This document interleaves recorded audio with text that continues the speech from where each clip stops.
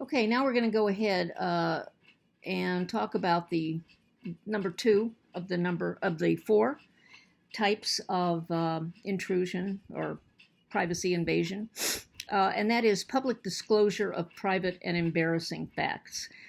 Newsworthy information is protected, but a jury would have to determine how newsworthy it is. So that is a defense for you. If you have an extremely newsworthy item that you're reporting on, and you sort of release a private and maybe embarrassing fact, the judge would have to determine whether the newsworthiness is more important than that person being embarrassed, perhaps. So info communicated to more than one other person is not protected. So talking to your best friend on the phone or on the street, that's fine. But as soon as a third person enters that conversation, or not just that particular conversation, let's say I email somebody and or I email two people about something, let's just call it gossip.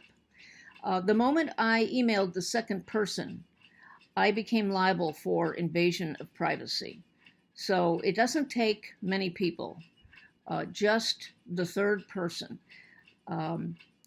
So courts are reluctant to impose liability on publication of true statements. So if you're not spreading gossip or lies, and I always believe in honesty is the best policy, if you're not spreading untruths, you're probably going to be protected.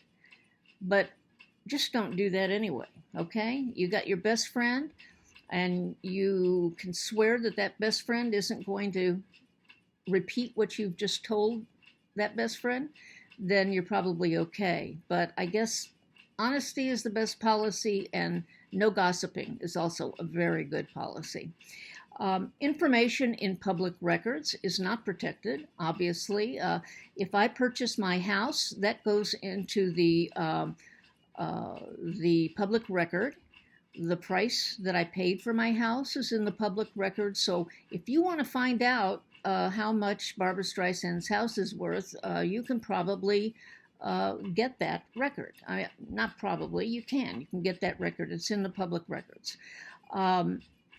But for anybody else too. So or somebody divorces. The fact of the divorce is a public record. What's in the divorce documents is not public. So when we see anniversary or where are they now stories, they're not protected. Information in those shows are not protected because the mere passage of time cannot make once public information private again. So if we have, let's say, Pee Wee Herman, and there was a very, very bad story about him, and he lost his reputation, and then many, many years go by and everybody forgets, bringing that story up again is okay, because you can't put the genie back in the bottle. Once that information is out, he can't be protected from somebody talking about it again. Now, the third one, appropriation of a person's name, likeness, or identity. Most states limit these to claims to unauthorized uses for commercial purposes. Again, think of Elvis. If somebody starts getting paid to do an Elvis imitation, or I think somebody was doing this with Joan Rivers. If you're getting paid, but you never asked for permission, you never got permission, you never paid a license fee, then you cannot do that. And you can be sued. It operates like a property right, the oldest recognized form of invasion of privacy. That is the oldest recognized form of invasion of privacy. Let's move on.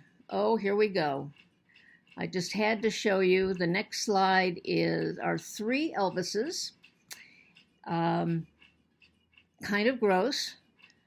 Elvis has left the building, but not soon enough. I don't know if you've ever seen an Elvis impersonation, but you're likely to see somebody like this with very large mutton chops, they used to call them, on the face, and a very large body to go with it. Now, Elvis was never that fat, but who would know? It's been a long time. All right, moving right along, I thought we'd just get a little humor in there. We have a case that really started everything. In 1902, it's Roberson v. Rochester Folding Box Company in 1902. It was the case that began our privacy revolution. So if I ask you what was the first case that actually called something a privacy invasion, it would be Roberson v. Rochester Folding Box Company. Abigail Roberson's picture was reproduced on 25,000 copies of a poster advertising Franklin Mills Company flour. She sued for $15,000, which would be about $414,000 today, so it was a pretty penny, but lost her case when the New York court ruled that there was no law of privacy. So this case started people thinking, well, there should be a law. But the case generated such public outrage that the New York legislature passed the first statutory law of privacy, making it illegal to use one's name or likeness for advertising or trade purposes without consent.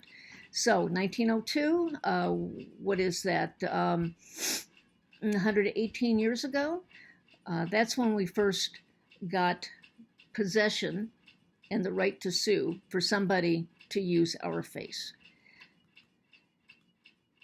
And then we have right of publicity, which is not the same thing. So I've got it marked 3B here. 1953, it was a separate tort. It was not invasion of privacy, it was right of publicity. It's turned it around. I have a right to have my face everywhere. It protects those who suffer economic rather than emotional harm from appropriation of their identities. But the person harmed must show his identity has economic value. Obviously, Elvis Presley's identity has economic value. My identity has no economic value. I'm sorry to say, I'd like to make money off of it, but I'm admitting it, okay? I can't sell this face. Nobody would want it on their bag of flour. So this right is transferable. It can be licensed or bequeathed to third parties. So this is what Priscilla Presley does, is she sells Elvis Presley's face and image, and actually his reputation in a way. And what I'm going to do is stop right here and continue in a minute.